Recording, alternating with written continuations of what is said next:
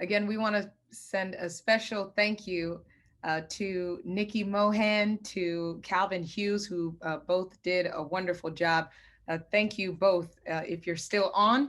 And again, we thank all of our attendees, all of our panelists for all the awesome information that you've given us. So panelists, this is our last panel that we have for this afternoon. And it's, I think, one of the most important ones, which is based on community empowerment.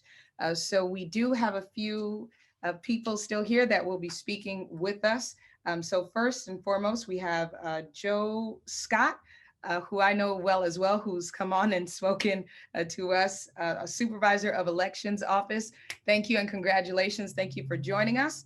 And Thanks. Also, thank you. And I believe each of you will have a minute to just speak briefly, and then we're going to go into the question portion. Then you know him very well, Dale V.C. Holness, Broward County Board of County Commissions. Thank you again. And Suzanne Bundy, who is also joining us, Broward County Office of Equity and Community, and Desmond Meade, who is here with us, I believe, Meade. So without further ado, we'll start with you, Mr. Joe Scott. You have a minute. Well, good morning. Thank you, Stitches, and thank you everybody for inviting me and having me on today. As your newly elected supervisor of elections, I've now been in office for going on 2 weeks, and it's been quite the ride. But we're getting geared up for municipal elections in 5 cities: City of Miramar, Coconut Creek, Deerfield Beach, Hillsborough Beach, and Sea Ranch Lakes are all having elections on March 9th. If you live in those cities, I hope you plan to participate. So far, participation has been low on those municipal elections, and that's part of something that we should, should discuss, how we can get more people engaged in those type of elections. So I'm looking forward to being part of this panel, and looking forward to speaking more with you all. Fantastic. Thank you. Thank you so much, Mr. Scott. And we'll go to Dale Holness. Thank you very much. And it's been robust discussion. Now is the time. It's action time for us to do what we need to do. I'm grateful to all the panelists that came on earlier. When I moved to Broward County in 1975, there were only 1 Black elected official, Boise Waters from Dania Beach. And then we had Andrew Graffenright from Fort Lauderdale. Today, we have 55 Black elected officials, an additional 11 Black judges. So there are 66 of us in elected office here in Broward County. That's a huge difference. And that's because our community took action. And we must continue to take these action and empower ourselves. You just heard from our supervisor of election, Joe Scott, one of 5 Blacks elected across Broward County last August. And again, the community stepped up. We took action. The voting numbers in Broward County, registered voters are about 1,250,000. Of that, over 325,000 are Blacks. So we have numbers that we can go out and exercise our rights to have a voice by voting. So that would be where I'd start. And I want to thank the rest of my Black elected officials colleague for stepping up. So many have done a great job in ensuring that we're empowering our community. And at the end of this, I'm going to come back and just hit on some of the action plans that we need to take. I won't take too much more time right now. Thank you. Next, we'll go to Bernadette Norris Weeks. Good evening, everyone. Thank you to the Dr. Martin Luther King Jr. Celebration Committee, and also Commissioner Dale V.C. Holness for inviting the Women of Color Empowerment Institute to be a contributor to this very important virtual conversation about finding solutions in Broward County. We were able to, despite the pandemic, help in many ways throughout the this past 2020 year, although it's been a really tumultuous year for our communities.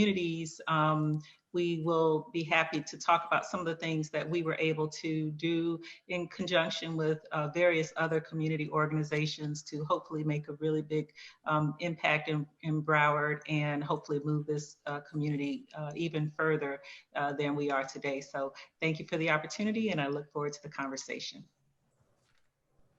Thank you.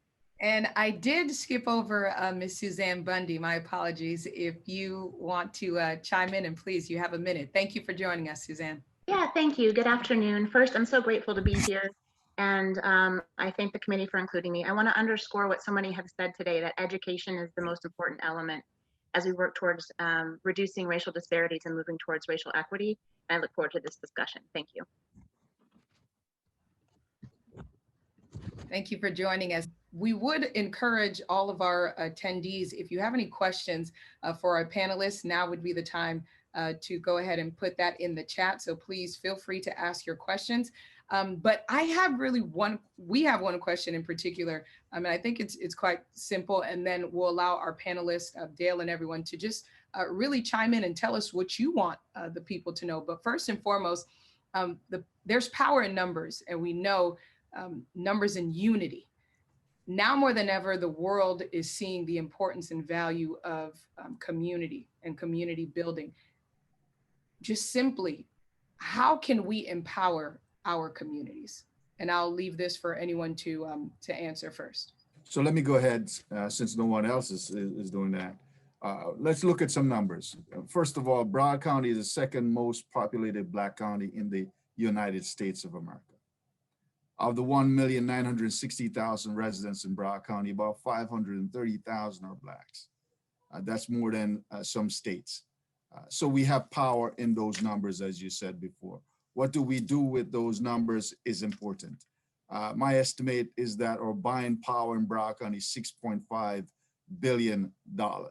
That's a lot of money that we spend each year that we can direct in order to ensure that we're doing what we need to do within our own community. Now, that doesn't negate the fact that the majority community, as you heard earlier, need to step up also, because when we're not living to our fullest potential as Black folks, the whole country is robbed of prosperity. In order for everyone to be prosperous, we need to make sure that the community that has been left behind, and I say this often, locked up, locked out, and in jail. So we can't afford for that to happen in order to create prosperity. So some of the things that I'd suggest is this, and what I've been working on. We need implementation of the Broward County Police and Criminal Justice Review Board. That's something we passed last year, October, at the county level. The Racial Equity Task Force, which many of the members that you heard from earlier are a part of, and you see the work that's being done, that needs to be implemented, and we're working towards implementing that. Susan Bundy's office is in charge of that, and she'll probably speak more to what we do with that. We talked about criminal justice, and we hear that judges sentence Black to longer sentence if they're white, and if the defendant's Black. We need to increase the number of Black judges. The goal would be to get to at least 20 Black judges from the 11 that we have now by 2030. And it's going to take all of us empowering ourselves to do what needs to be done. So a robust voter registration effort will be implemented, and I know that our supervisor of elections will speak a bit to that. Desmond Meade was on the rights restoration bill that passed a few years ago, where those who are coming out of our prisons and jails are given their rights back.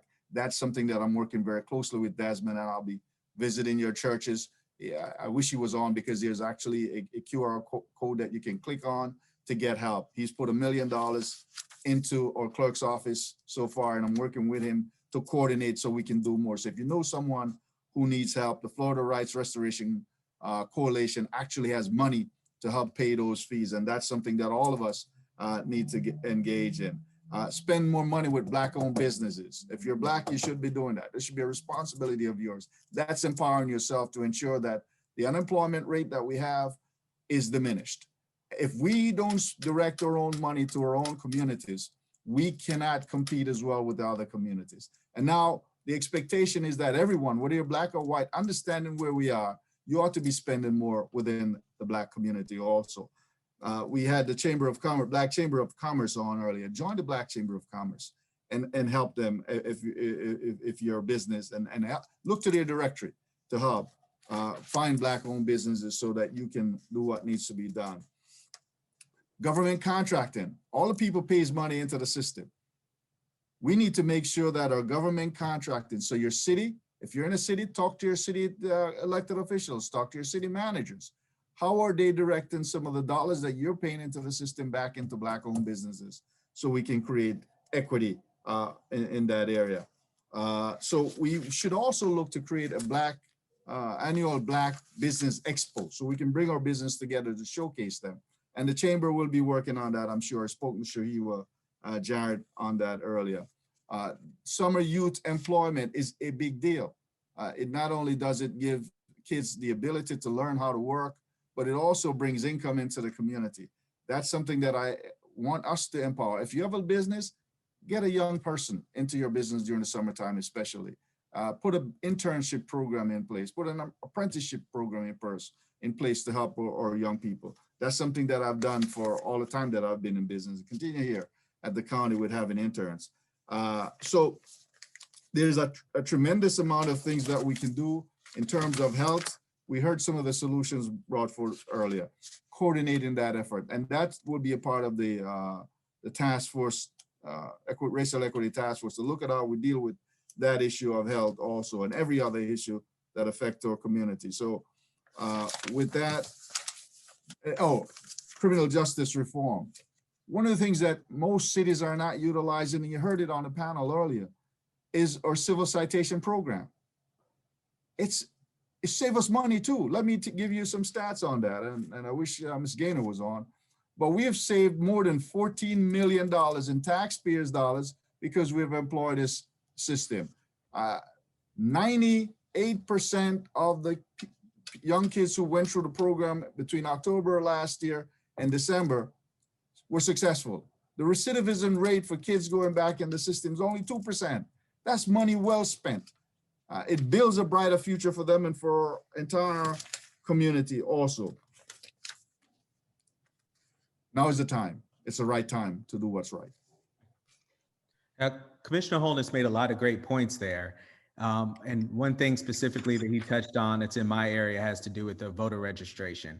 And that's certainly something that we're going to pick up and make sure that we drive home. We have a few plans in place to make sure that we increase our voter registration. But there's one really specific thing that I would like to ask the community's help with. We just went through this process where we spent a lot of time talking about the census and getting everybody to participate and make sure that they filled out their census forms. Now comes the next step, which is the part where we go back and redraw those districts. Now, this is something that is controlled by the Florida legislature for some. In some cases, it's our county commission, or it could be city governments as well.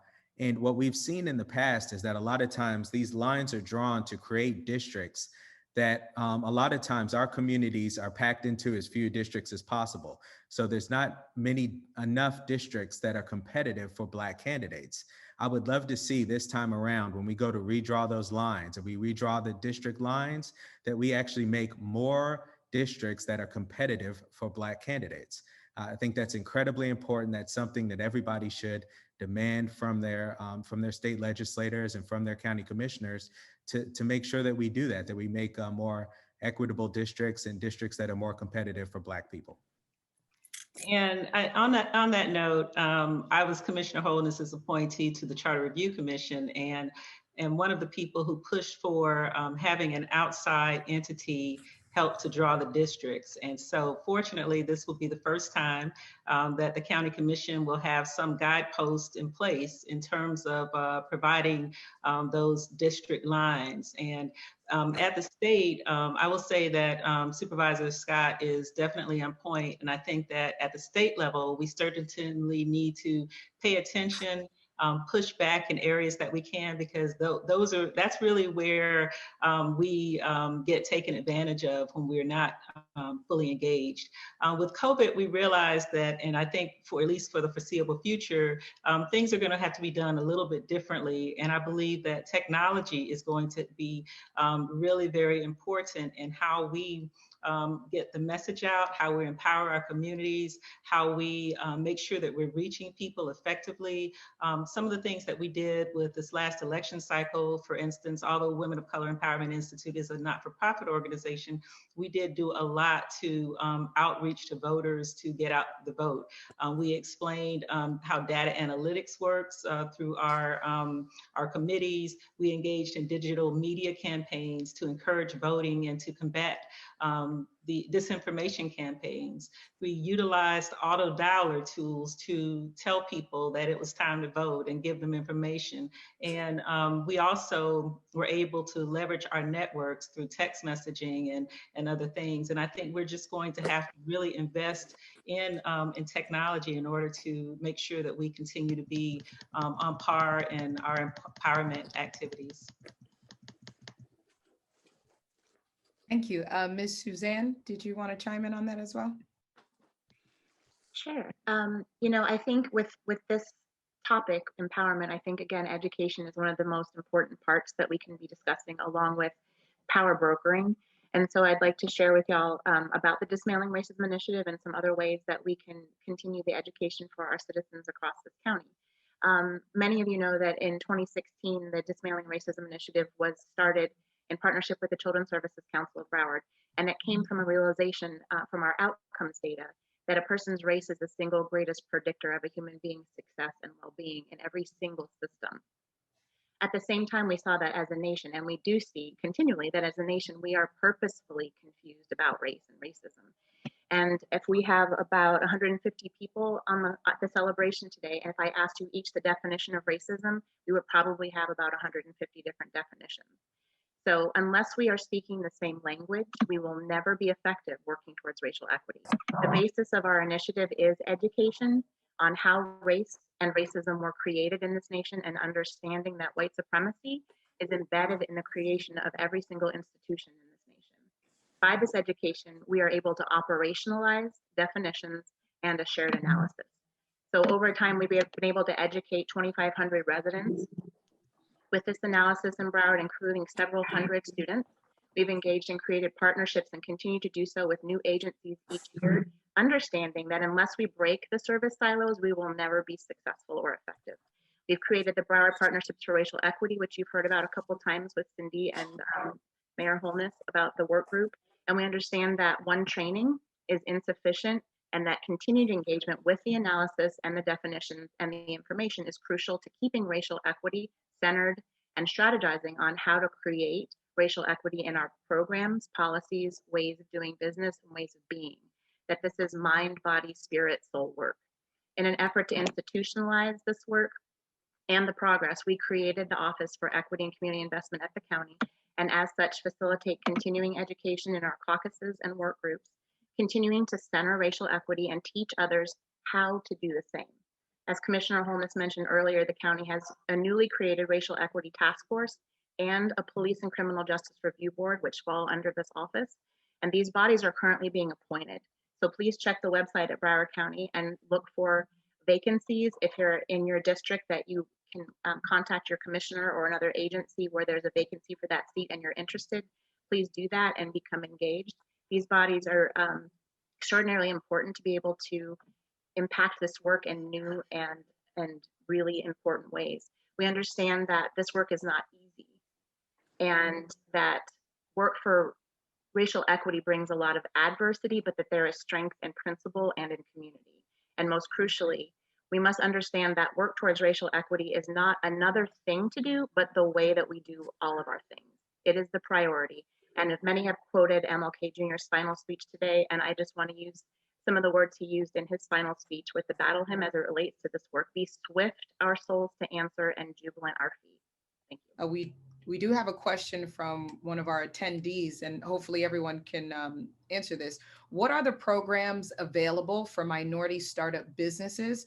Oftentimes, Black entrepreneurs are overly monitored and underfunded. This was one of the questions asked. If anyone would like to take that up. So I can tell you that through our Office of Small Business and Economic Development, we try to get them the resources they need through different sources. And you can go to our website at the county, broward.org/econ, DEV, ECON, to see what we provide for you there. Also, the Urban League has a lending program. They are now a CDFI, a community development investment. So they're pretty much a bank, and they have loan programs. I work closely with them and refer people to them to get capital. Part of what I've spoken to Dr. Ball about is how we help them build capacity also. so that they have structured business plans and they get resources from legal, from accounting, and from marketing so that they can grow their business. So there's something definitely there. Also, the Black Chamber of Commerce, only about 3 years old, but they're doing a great job. Shahiwa is on her team with bringing resources. I was able to connect them to FISA last year to get them some support. And FISA's committed $500,000 to help Black businesses in Broward County. So there's some resources and support that's there. And again, working collaboratively is essential for me and what I do and for the entire community. If we are not collaborative, we're not going to be able to get as much done as we can. One single entity or agency can't do it all by themselves. So we got to work together. So those are some of the resources that I have there. And my email, I think we put that, my email address, dwholenessabroad.org. It should be in the chat that you can send any request you have for direct information. We are willing to help as much as we can. Thank you so much. And we encourage all the attendees to check the chat because some of our panelists are actually responding to your questions and typing in resources, as well as some of our board members. So I'll go to our panelists as well. Did anyone else want to chime in on that question or any other resources that you want to provide? Sure. I'm a member of the on the executive committee for the Greater Fort Lauderdale Chamber of Commerce, and I think we need to be in all places. And Commissioner Holness is right. Shahiwa and her group have been doing an excellent job. And one of the things that I've been pushing at the chamber is a more robust racial equity program. There was discussion about trying to call it something else, and maybe we need to involve everybody and, the same kind of language that and pushback that we sometimes get. But I did speak up and say that, no, this needs to be clear that it's racial equity and because those are the people that are being left behind. And in that regard, the chamber is committed to this year creating a program that will help to shadow small businesses and give small businesses support. But if we're not involved as members in these organizations, we don't know about the programs and we're not there to take advantage of them. And I know that we're also going to be working with the Black Chamber in that regard. And so I'm very excited about that. And another thing that we've done, there was Keith mentioned earlier that we need to support Robert Runcie, Superintendent Robert Runcie. And we were successful in creating a seat for Superintendent Runcie to be a part of our board next year and to be active because we want to make the school board a priority and not just have folks talk around having the school system as creating other schools and things like that are necessary, but actually engaging in the schools that we already have. So in terms of the question about what can be done with Black businesses and support, think more broadly, get involved in all of the different areas that you can get involved in so that your business you can benefit from some of the many things that are going on. And I think Sandy also, who spoke earlier, has a wealth of information and ideas about involvement at Broward County as well. Thank you. And if no one wants to chime in, I know we're pressing on time. And again, we really do thank you and appreciate everyone for staying around for it. So I'll leave the last few minutes for each of our panelists. If there's something maybe that you wanted our attendees and other panelists to know about, the work that you are doing or will be doing in the future, and I'll make it a two-part.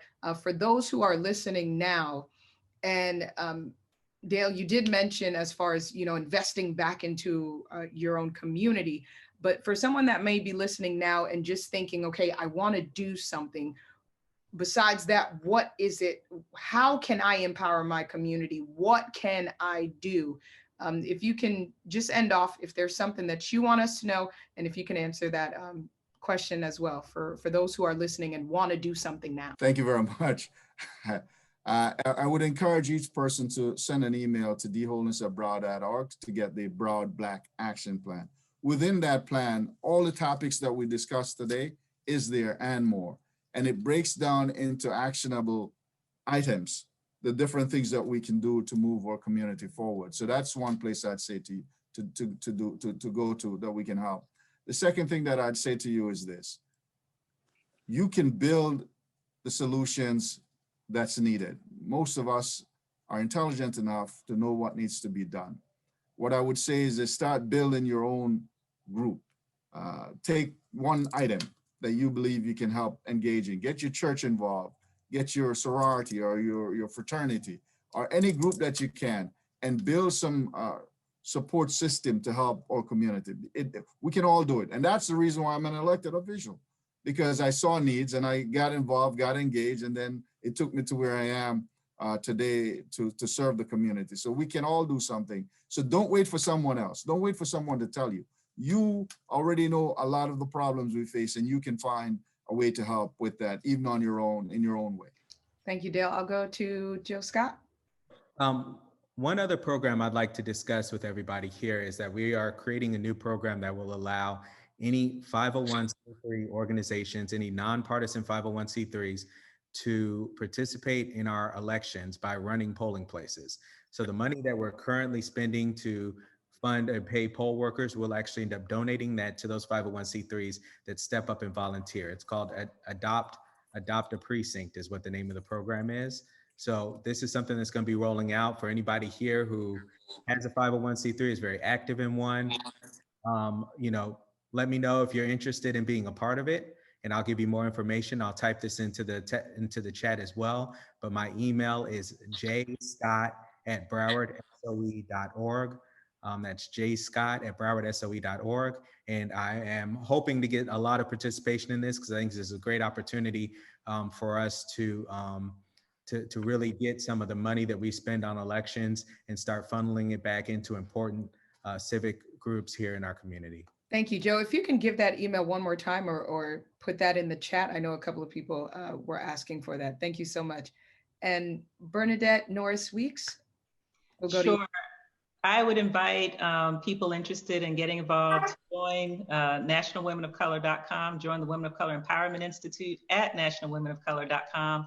We have a television show coming out to empower, and it's just not, although the name of our organization is called Women of Color Empowerment Institute, we know that women empower communities. And so when women of color are empowered, we don't just look out for us, we look out for the entire family, mother, brother, sister, daddy, uncle, neighbor, everybody. And so we would encourage you to join, figure out what we're doing, check out our show, which is going to be called the same name as our magazine, Women Lead, and that will debut on February the 14th. And so thank you all for holding this. This has been a tremendous day, and committee, great job for a great day. Thank you, Ms. Bernadette. And we'll close out with Ms. Suzanne Bundy. Thank you. I just again ask that folks understand that representation is extraordinarily important, and coupled with that is an understanding and an analysis. We've been organizing for decades around racial equity, and until we can communicate using the same analysis and information, we're not going to push the needle in the direction and as far as we need to when it comes to this. So please stay curious, please get engaged, please get educated on all the ways that we can start to impact racial equity in Broward County with my office, and I look forward to working with you all. Thank you. Amazing. Thank you. So if we can give a hand clap to our community empowerment panel. Thank you guys for the work that you do. And we encourage everyone, all of our attendees here, they gave their information out. So please reach out. This again is a day of service. So let us continue to serve, not just ourselves, but as Dr. King did, serve our community, serve others. There's something that all of us can do. So let's do something to move us forward in a better direction. So without further ado, it was a pleasure being here with you, but we're not done yet.